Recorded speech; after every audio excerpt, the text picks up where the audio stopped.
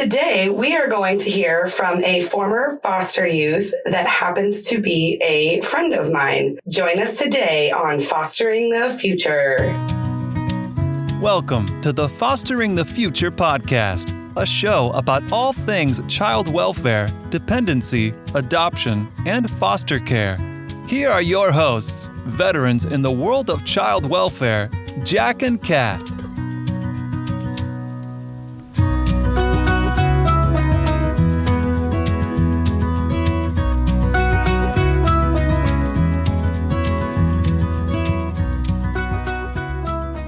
We believe that every human has incredible and equal value regardless of what side of the courtroom we sit on.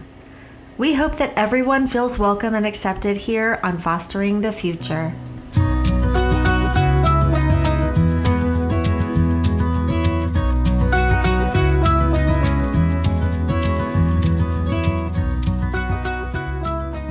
Make sure you follow us on Facebook or Instagram as Fostering the Future Podcast, or check us out on our website at fosteringthefuturepodcast.org.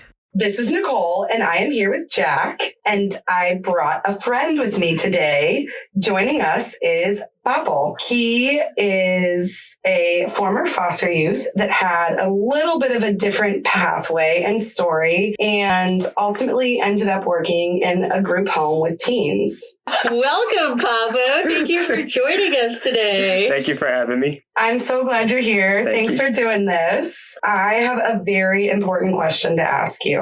Okay. What is your favorite drink at Starbucks? Why did I know this was coming?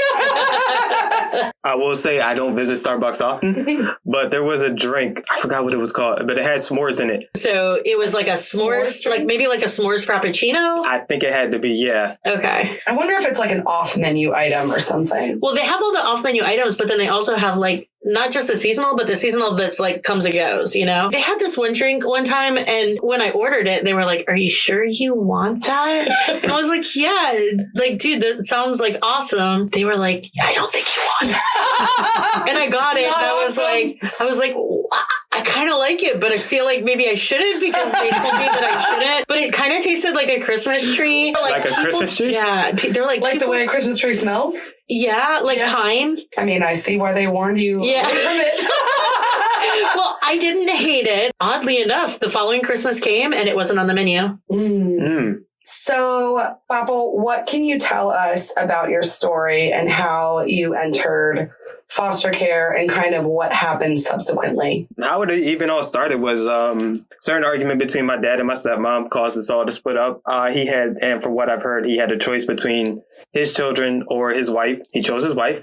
Can't blame him. After that, we were split up. Was in foster care for a very short amount of time until my aunt adopted me. And my siblings were all adopted by aunts and uncles. So we were close by to each other. We weren't far. How old were you when that happened? I had to say around 7 to 8 years old.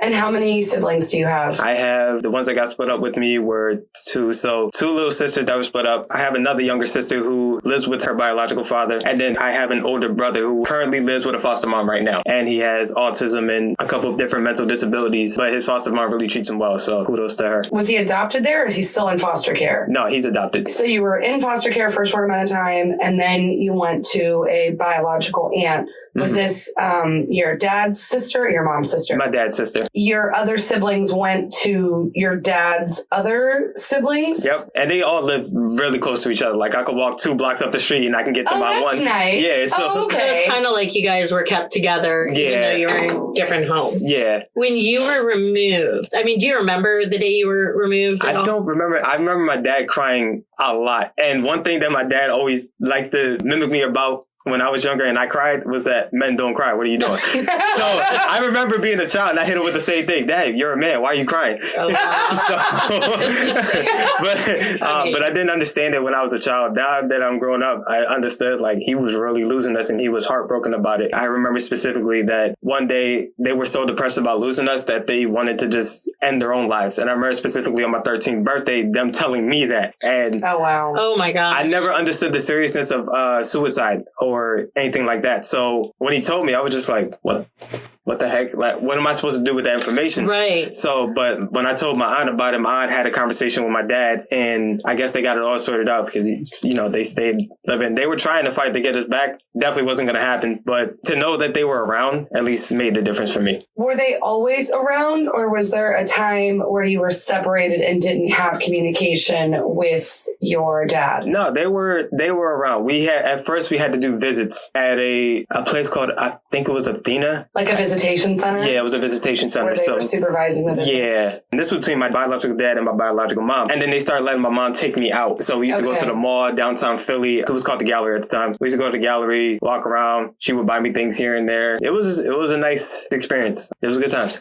Did you get to a point where you were able to go out with your dad also? I don't remember specifically. There was a time where the visits at the center were needed anymore. So he was able to come over, see us. To the house or whatever. My biological mom, however, was a different story because I can't remember what happened, but I think she said something ill about my aunt and they got into it. So I went in the house, I see my aunt go outside and I just hear a whole big commotion going on outside. But before that, I remember trying to signal my mom, like, leave. I don't want to see this go down, leave. But she didn't get the hint. So they just went at it outside. And that's something that we talk about a lot with biological parents when your kids are placed with family, because that is like always like the first thing that everybody tries to do is keep you with family. Yeah. Mac talks about this, and we've had other biological parents talk about how when your child is placed with a relative instead of foster care, there's a little more leeway for that relative to do what they want, especially as far as visitation goes. Yeah. Whereas when you're in a foster placement, like I can't be like, I'm mad at the kid's mom, so I'm not going to do visits. So that is a struggle that a lot of biological parents have. On top of trying to fix your life, on top of trying to do all the things to get your kid back, on top of trying to maintain that relationship with your kid, you have to walk on eggshells with this relative who's probably a little resentful of you that you weren't able to do this on your own without their help. No matter how great the situation is and how happy and honored they are to have the kid in their home, they probably always feel a little bit of anger at the parent for not doing what they needed to do. The parent is then having to walk on eggshells with the relative with all those family dynamics. Yeah. In a situation like that, your mom then wasn't able to visit you there because of the problems with her relationship with your aunt, which kind of sucks for you because it's not your fault that your aunt and her got into it. Did that limit your visitation with her altogether? I think the visitation with her at least kept going at the center, especially after that moment. Don't get me wrong, my aunt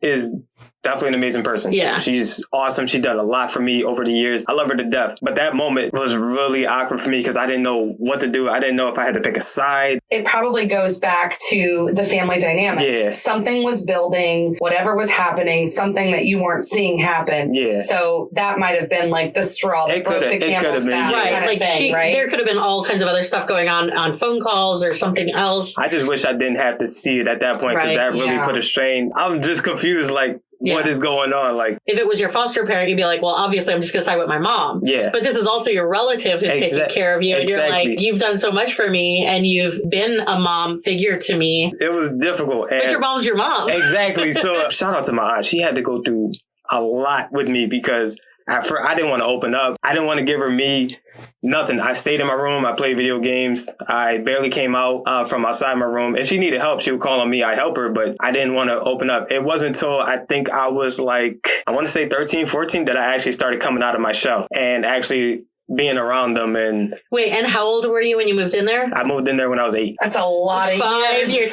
So I always laugh when people have a foster placement and it's a kid who's been through some hard stuff and they're like, it's been 3 months. Like, why don't I see a change, right? Dude, like, no, 3 months is not enough. You've got so much to work against. You really got to be patient. But yeah, and shout out to your family. And that was my family. That was not biological a foster family. Parent. Right. That was somebody you already knew and had a relationship with. I definitely do love her because my dad used to take me there all the time. Go there, she give me $1 or $2 to go to the store and get some candy, and that's when you can get a lot of candy for $1. Before you went into foster care, was your relationship with your biological mother the same as it was when you were in foster care? Because it sounds like you lived with your dad and your stepmom, right? Yeah, so I spent most of my time living with my dad. My mom and I had a good relationship. She was always so excited to see me, but I remember one day she was so excited to see me, she slapped her hand on my leg and it left a big spot. So it looked like she hit me physically.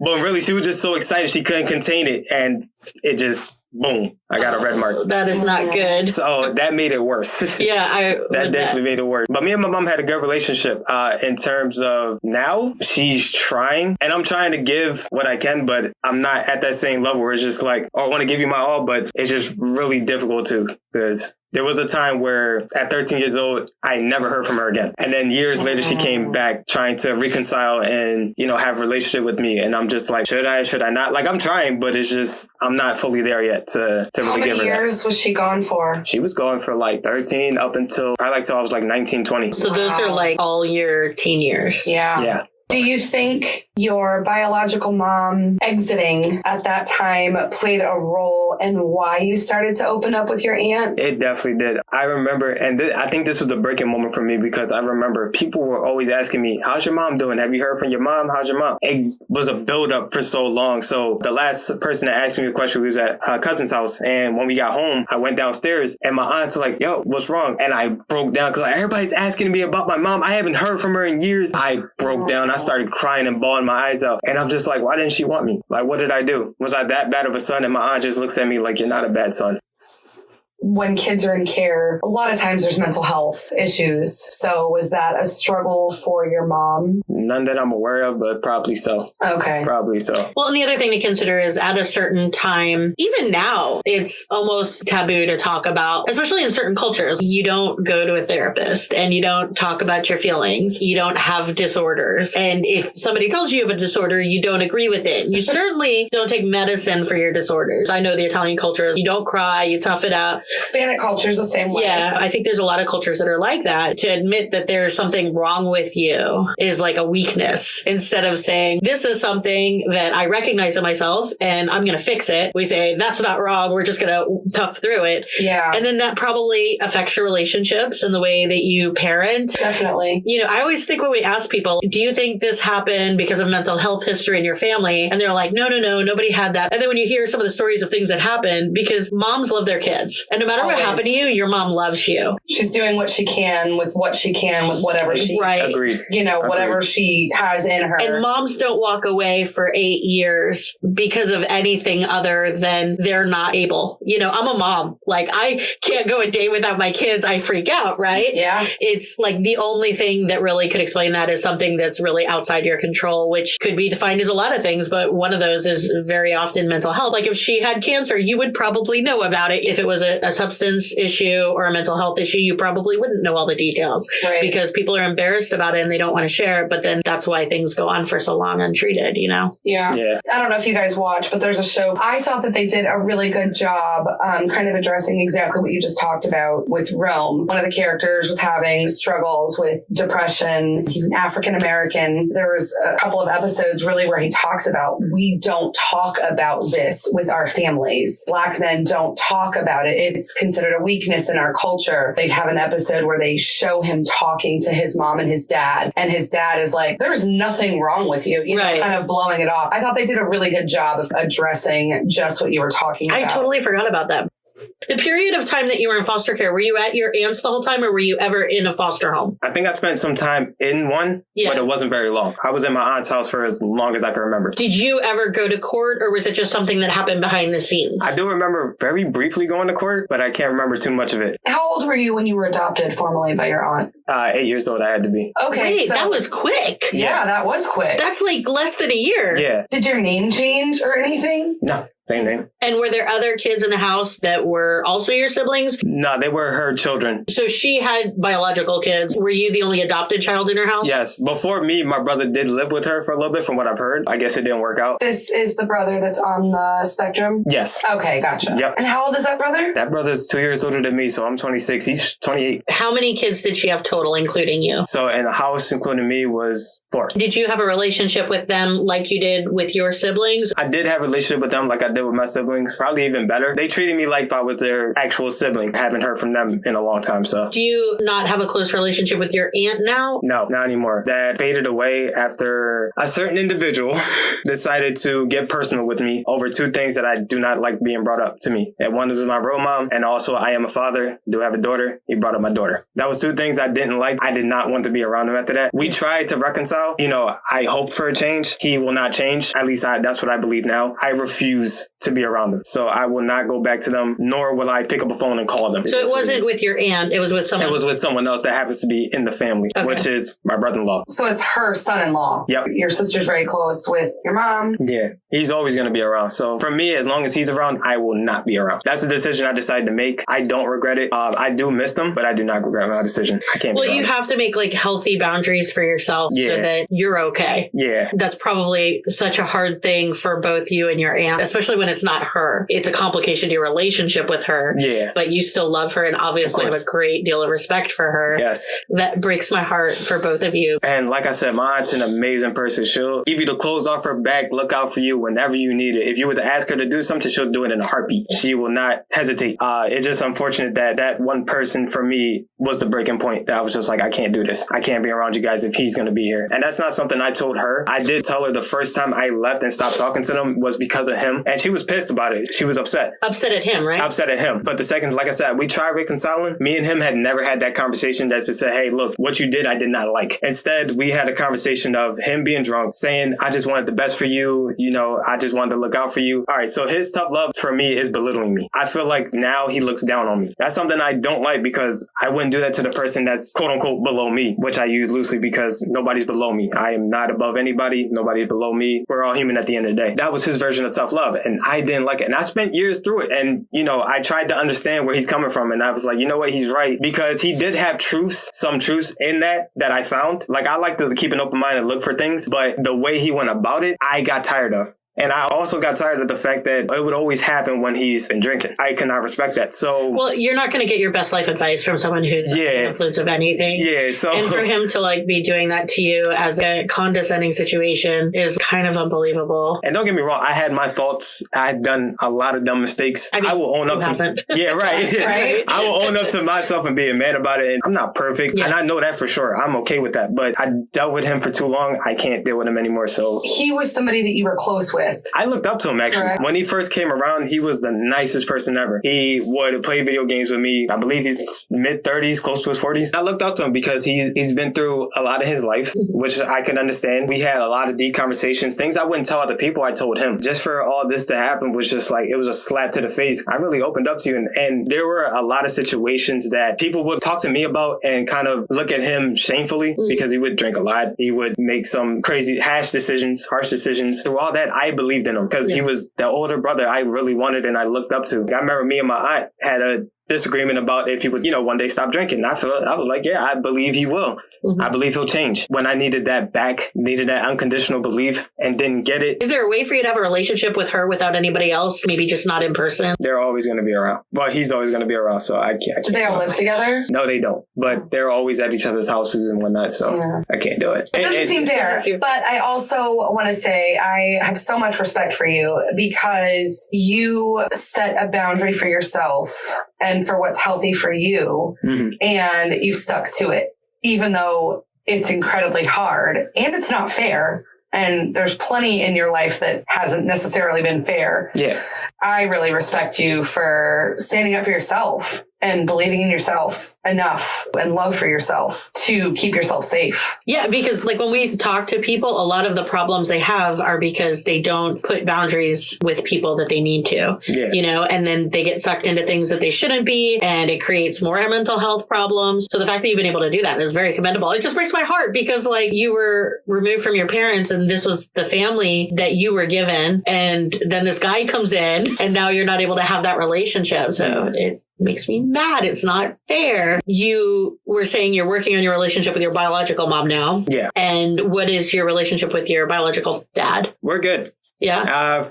After 18, I started living with him and we were building a strong relationship. He was like one of my best friends when I was living with him. Oh. Honestly. How long did you live with him for? I lived with him until I was like 24. So from 18 to 24. One thing that I know because we're friends is that you speak with your father in sign language.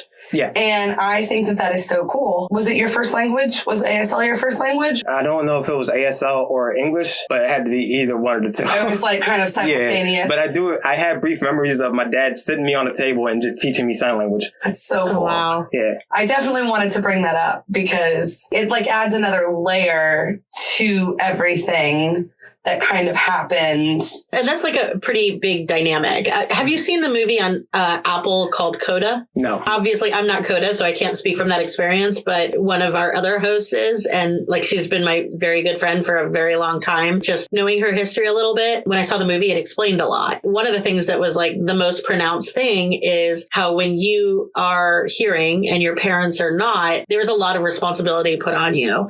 When I was watching this movie, I could just totally see this in her, where you kind of have to do the adult things because you have to like translate for them, you know, and especially further back in time, there weren't as many things that made things accessible like there are now. It certainly makes you grow up a little faster and take on a lot more responsibility. Is that something you experienced as well when you were younger? Yeah, I was always the go-to for translating for them or anything like that. Well, for him, I was always the one to go to translate. There's definitely a need for translators because there's not that many. And I remember going to hospital visits with him, and it'd be like the same translator every single time. It's like the one guy in town, gotta call him. I was like, oh, like they didn't have nobody else. So she was like, nope. It puts a lot of challenges in your life to grow up as a coda, but also it gives you a great advantage because being able to speak sign language, that makes you pretty desirable by a lot of careers, you know? Yeah. So it definitely opens up some opportunities for you. And I wonder if that played a role or a layer in like court.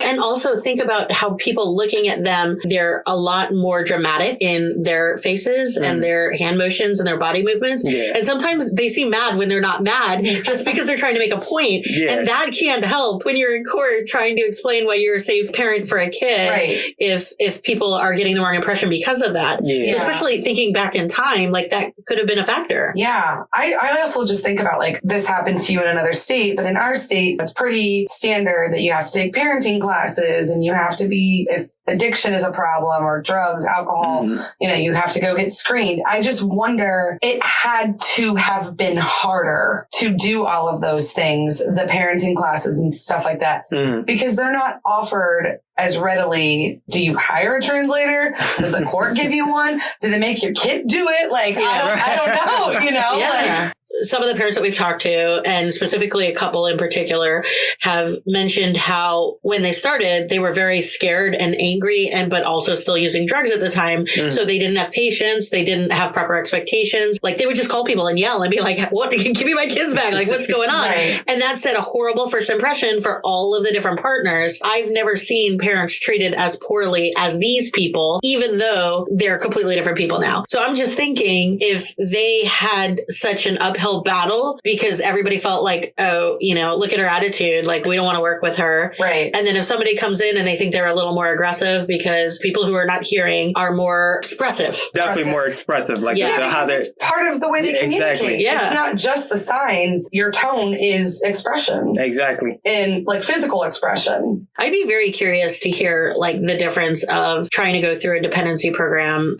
as a deaf person versus a hearing person. I can't imagine what it's like. I can't even imagine what that's like. Because it's so hard and frustrating to do like without any of that. But if you think about just your basic thing, all right, you have to be screened once a week. We're going to call once a week. And then you go there. And then what if they don't have anybody who can speak and tell you these are the rules? Right. You know, yes, there's paper that you can hand people and, you know, they can read it. But it's making it harder. But it definitely is making it so much harder. Especially my dad.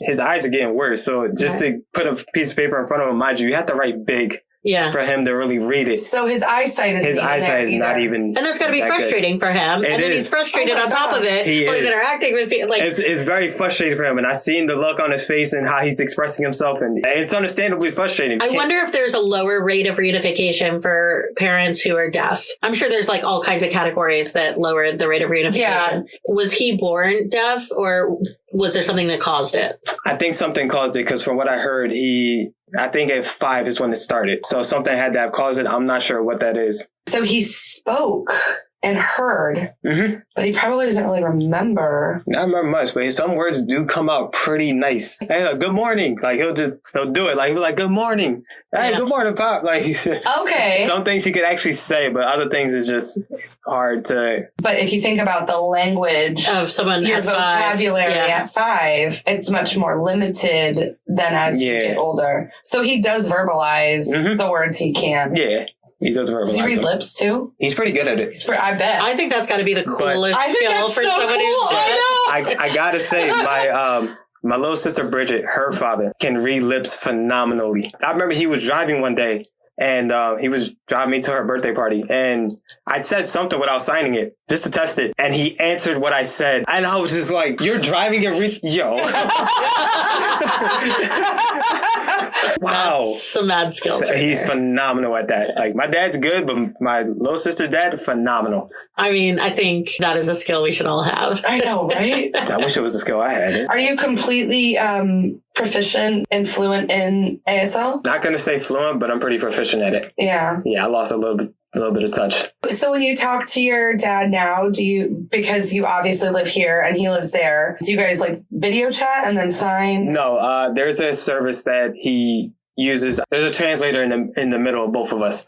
So I'll talk to the translator. Translator will be on video with him signing what I'm saying. And when he's talking to me, he'll just read it to me. He'll translate it to me on the other end of the phone. Oh. So there's a translator in the middle of it. Oh, that's interesting. Yeah, it's pretty cool. Is it weird? At first it was weird. Yeah. It was very awkward for me, but Because you're kind of like bringing someone you don't know into the conversation. so if I'm having right? a serious Like a very conversation. What if this was like a personal conversation about It's like a personal got conversation. something growing on my butt, Dad? What? My dad would get a kick out of that. He'll probably just start laughing. Me and my dad are like little kids when it comes to each other. We'll just sit around and joke all day. That is so cool that you were able to maintain that relationship. And it sounds like that has probably been like the primary relationship in your life, even when you lived with your aunt, because you were still visiting with him. And Yeah. so like that's been the continuous solid thing for you. Yeah, he's a great guy. He was the best father he could be, that he knew how to be. I think in that sense, I appreciate him for what he does and how he is. Fast forward, you move here and you kind of jump into this field where you're now working with kids who are in foster care. Yes. Was that purposeful? It was more of a friend calling me saying, yo, you got to come down to Florida. We got to make some plans and make things happen. So, at first I was hesitant, but I was like, you know what? All right. What job do you have for me? It's working with foster kids. Okay, cool. What do I have to do? Fingerprint, background check. All right, cool. Fine. So when he called you, he specifically wanted you to come work with him in this program. It was kids. just like a quick way to get into work as soon as I moved down here. And how did you know this friend? Me and him were friends for years. We were actually close friends. He used to live in Philadelphia with me. He moved out here way before I did. For like 2 years was trying to get me to move down here as well. And I was hesitant on it. But after some time, I was like, you know what? Okay. I need a new start. Why not? Right. And he was working with the foster kids. Yes. And so it was like, I can get you a job in here. Yeah. And when you first heard that, was there a part of you that was like kind of triggered because of your situation? Like, I don't know that I was happy about I was more that? nervous than anything. Because I was just like, I don't know how I'm going to be with these kids. And I don't know if I'm ready for that. I don't know if I'm in the right mindset to really deal with kids. I've had positive experiences with kids, but kids are hard. So yeah. that's for anybody. So it's especially with teens, it's just like all kids are hard. Teens are really hard. Yeah. So and teens who've been through tough times are very hard. So obviously anybody would. I think I was more anxious and was questioning myself, like, can I really do this? Am I really ready for this? Is this something I can maintain? But I was like, you know what? I'm gonna try it. Let's see how it goes. But I know as soon as I got here and I actually started bonding with these kids.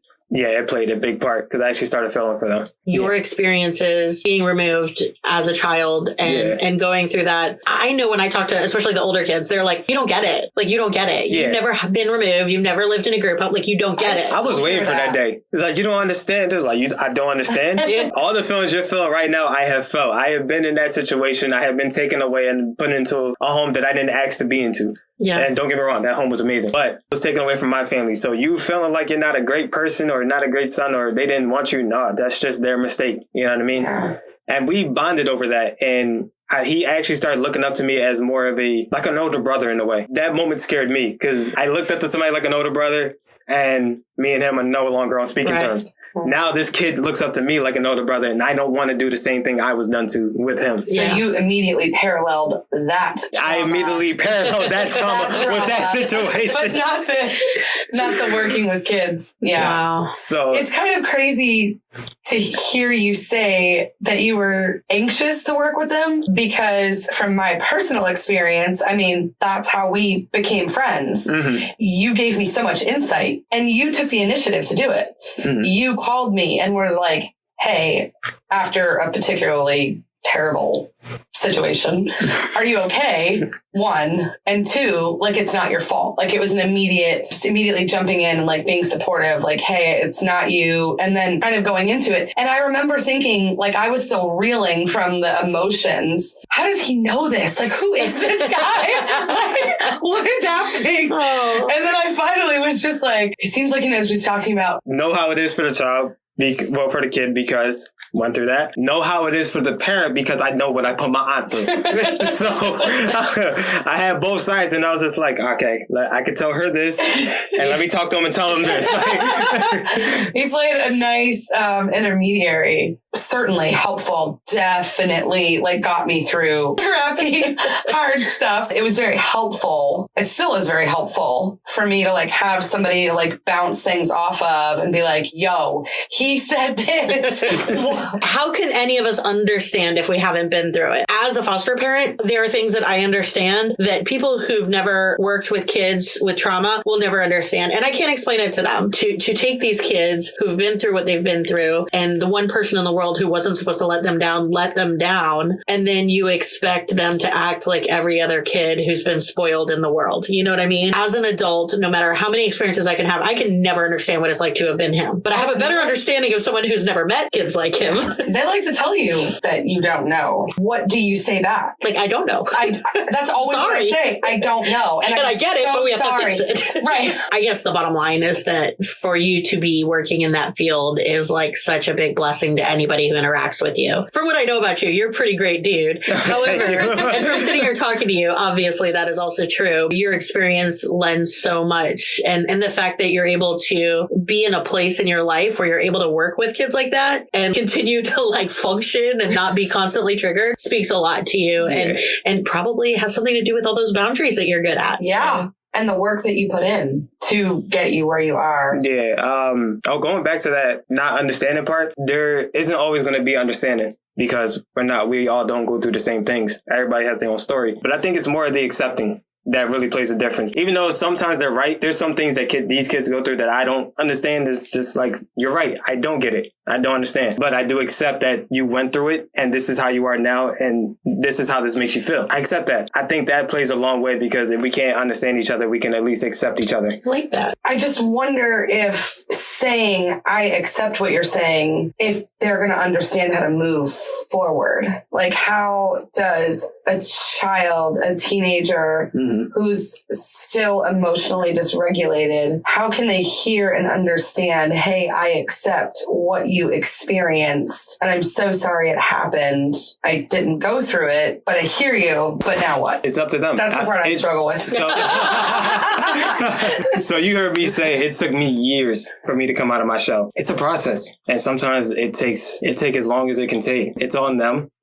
They're well aware of their actions, maybe not well aware of everything that causes them to be that way, but well aware, have their realization that one day that they need to change that. It's on them at that point, and it's on the person who's taking care of them as well to keep believing in them, no matter how much they may put you through. Because I know I put my aunt through a lot, but she never stopped believing in me. She never stopped believing in me. She never stopped caring for me. She still treated me as her son. Do you think you put her through a lot because of the situation, like having been removed from your dad, or do you think that that's just how? Yeah, I mean, I seen my little sister slammed in a stroller, flipped upside down and slammed to the ground while she was in the stroller. I seen my dad hit my stepmom. I've seen a whole bunch of the crazy stuff. So I think that and being taken away really did play a part. I was really angry, really hurt. And I had a lot of emotions I didn't know how to deal with at all, and didn't even know where they stem from. In turn, who gets the blunt of that? Yeah. My aunt. Yeah. Because she's the one taking care of me. We know. Yeah. We are very Exactly. exactly. the brunt of it. So that's why I say I definitely had so many emotions inside me that I didn't know how to deal with, that I put my aunt through a lot. Did you go to counseling? That's what I was- or yeah. Yes, I did. I started off in counseling, but I think I stopped after a certain amount of time. Do you remember whether it helped you at all? Like, did they give you tools that, helped you at some point in the future? Or do you think it was just kind of... It was just there. It kind of just there. What ultimately ended up being your kind of coping mechanism or your coping skill? What was your go-to? When I started boxing and working out, that really helped me. Because it was like an outlet to take my anger out on. It did help a lot. What got you into boxing? My anger. So my anger and wanting to do something with it got me into it. And I loved it.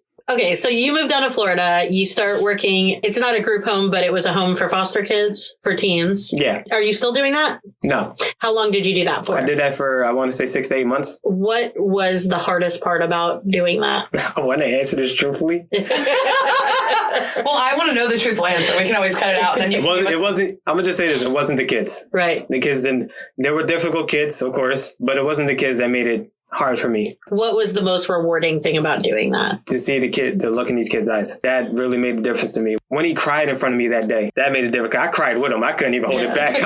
We were just two guys sitting there crying. Good thing your dad wasn't around.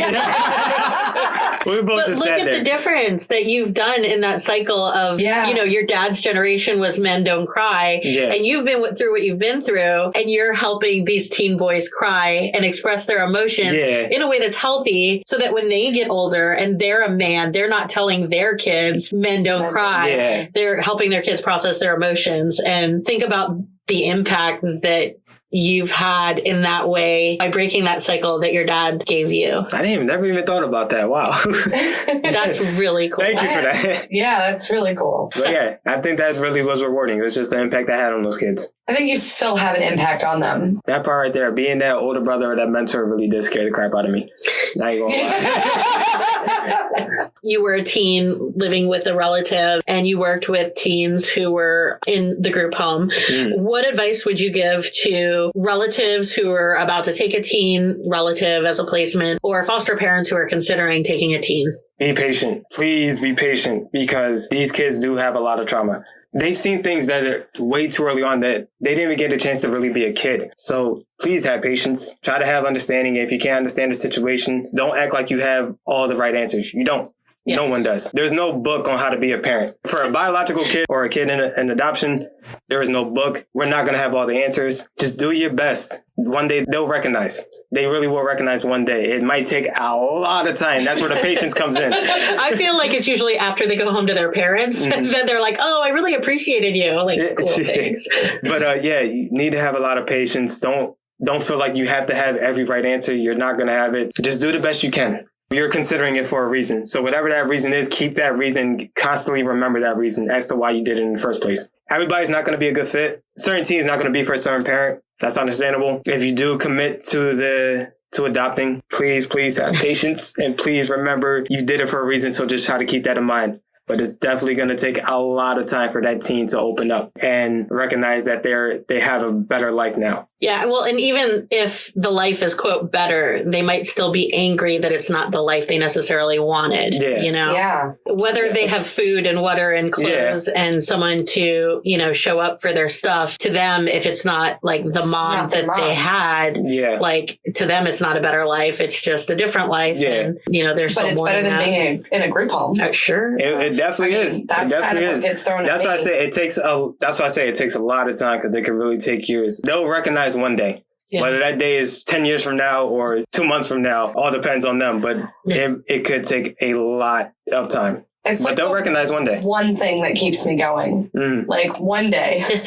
So I think across the board, like that's just true. Like the kids just don't appreciate the things you do for them until they have the maturity to understand that. But certainly these kids who feel like, not to put this crudely, but we're not their first option. We never were, and we weren't supposed to be. Right. Like their first option, their first choice would always be their biological parent. We're like sloppy seconds here. I feel like though, I am okay with that. Yeah. And I wish they would understand that. I have never gone into this particular journey to replace or take over. I've always looked at it like I've just stepped in as like a bonus for them. or an extra for them. We all know the biological connection is great, right? Yeah. It's why when kids can't be with their parents, we want them to be with their siblings. Yeah. Because it's this biological connection that they deserve to have. To me, there is no competition. There isn't. Yeah. Like there's place. I could run the race as fast as I can, but I still never birthed you. Right. So there's no competition. Like, but I also feel like there's a place for everyone. Yeah. Based on your experience of seeing these kids in the home, as do we all, I'm sure you saw room for improvement in the system. If you could wave a magic wand and fix one thing that is wrong with the foster care system, what would it be? Some of the things I hear from these kids and how they're treated, it definitely fix the treatment. Because they usually complain about case managers treating them a certain way versus others. You know what field you're getting into. Now, if you know what field you're getting into and you're coming into this field, why not just do the best you can? You know what I mean? Treat them with respect, like they were your own. Because you're not doing it for the money. Right, you're not doing it for the money, right? Yeah. I would fix who they bring in. Let's put it like that. Even if you were to give them trauma training, you know, you get done that training, it goes in one ear and out the other. But also, I think from what he's saying, and it was also my first thought is, it's their attitude because of the environment of their job, because they're underpaid and overworked and given way too many kids and they don't have time to do anything, let alone have a personal life so they can rebound and come back to work the next day better. I mean, come on, these kids are treated like a burden by enough freaking people that at least their case manager should, and if they live in a group home, it's not like they have, and I'd like to say that all foster homes are very supportive and loving and uplifting. And I'm sure that we all know that that's not always the case, but especially in a group home where it's not a family environment, you're living in more of like an institutional life situation where there's not a mom and a dad who are like, oh, what are you doing at school today? You know, like when you're not living in an environment like that, at least have one person who's happy to see you. And that's often not the case. And I don't want to just like say that they're hiring crappy case managers. I just don't think that the case managers are being put in a position where they're able to be happy. Does that make sense? Yeah, where they're able to be successful. Because and happy you can make more working at Target than you do as a case manager. But as a case manager, you're responsible for all these kids. And if you don't get something done in time, you could be sued. Yeah. If you fill out a paper wrong, you could be sued. Yeah. If a kid gets hurt in a house, even if you've been doing your visits, you could be sued. You could go to jail. The responsibility, and often these case managers are just out of school, don't have the experience, because these days the turnover is so high. People aren't sticking around for 20, 30 years anymore. Yeah. Right. If you've got someone 6 months, they're a supervisor already because they've got the most seniority. Something's got to change as far as how case management is run, or how they're trained, or how they're treated, or a combination of all of that. Let's say a combination of all of that, because, Can you give me a word that describes foster care? Unsuspecting. As someone who was working in a group home and as someone who went through the experience of foster care, what is it that you do? I think you talked about it a little before with boxing, but like, is that your go-to? Are there other things that you do to like get your head on right? I usually like to take a walk on the trail. So I'll go out, find a trail to walk and just walk it. Music on, don't talk to nobody, just me and the outside, honestly.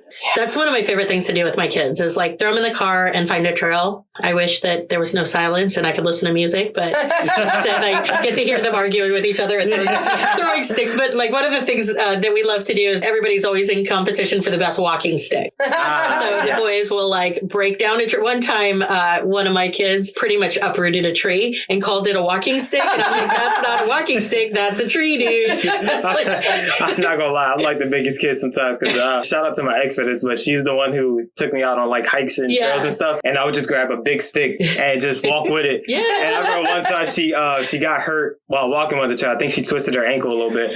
And I gave her the stick to balance on. She wasn't laughing at your stick anymore.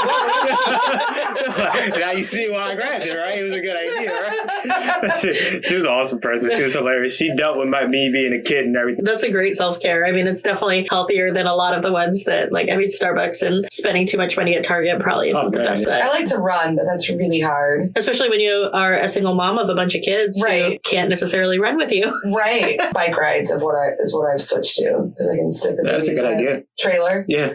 And just the next time we go for a trail walk, you can load everybody up and perfect. We'll throw some of the littles on some of mine mine's backs or yours. Yeah, I was going to say. Drag a wagon. We'll have Jack Daddy push the Zoe triple stroller with all the babies through the sand. We'll invite Papo because we know he likes a trail ride. Oh man, we were at the beach last summer. It reminded me when you were talking about pulling like through the sand or pushing through the sand. And I was at the beach with the kids by myself. Each day I would pile everything in the wagon and I would pull it on through the sand. The day he was there, he was like, oh, I'm going to do it for you. And so like we pile everything in and we're pulling it. And he was like, you've been doing this each day. I was so like, yo, what? And holding the kids. Obviously, it would be ideal if problems could be resolved before kids have to come into care. And so they don't have to come into care, so they could stay with their families. What do you think is one thing that communities can do to have less kids need to come into foster care? Be there for each other. Be there for each other. Be there for each other. One thing that I definitely like to say is, yeah, you can bring a kid in this world, but it takes a village to raise a kid. And that's actually true because my neighbors and everything got involved with me too.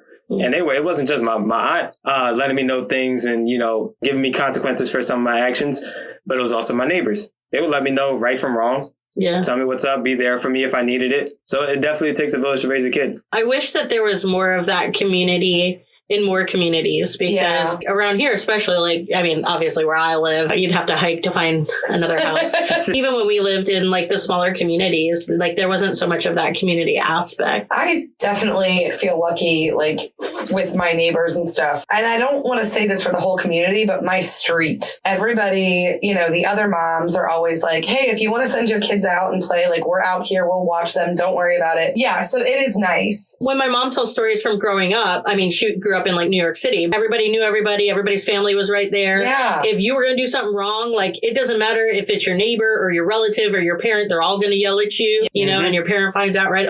I don't see that so much anymore. My next door neighbor, man, I freaking love her. She has lectured my kids. Coming from that community, I know some of my neighbors, we say hi, have a conversation here and there. But I know my landlords definitely have a good connection with them because I see their kids running outside when they're inside. Yeah. But the neighbors will be outside. So it's nice to see that. I don't have kids, so I'm not involved. Yeah. I'm inside most of my time because what do I look like staying out here with a bunch of kids? Maybe it's a Florida thing because it's so freaking hot. Everybody's inside. I just feel like there's a lot less of that. I don't know if it's now or here or whatever that is. Papo, you have obviously made a pretty big impact in your work with teens in the home that you were working with. Do you have any plans for the future, ways to make the community a better place? That I'm still trying to figure out. I don't know what I want to do yet, and I don't know how I want to do it, but I know I want to do something. I'm glad that was your answer and what came up, because I wanted to say earlier, one of the really cool things that I think that has happened from all of this is you kind of found your space, right? You realize you want to work with kids that are in this position because you can really understand them. And now I know you didn't even realize that when you first started it. Didn't at all. But now it's this calling that has drawn you to it. Thank you. I am so happy that you came here today and did this. Thank you so much for sharing your story, your viewpoint on everything. I am very grateful that you were so honest and open and willing to chat about your experiences here with me and Jack today. Yeah, thank you so much. Really appreciate it. Thank you guys for having me. Thank you so much for joining us today. Make sure you subscribe and follow us on social. We hope that you join us again next time and keep on fostering the future.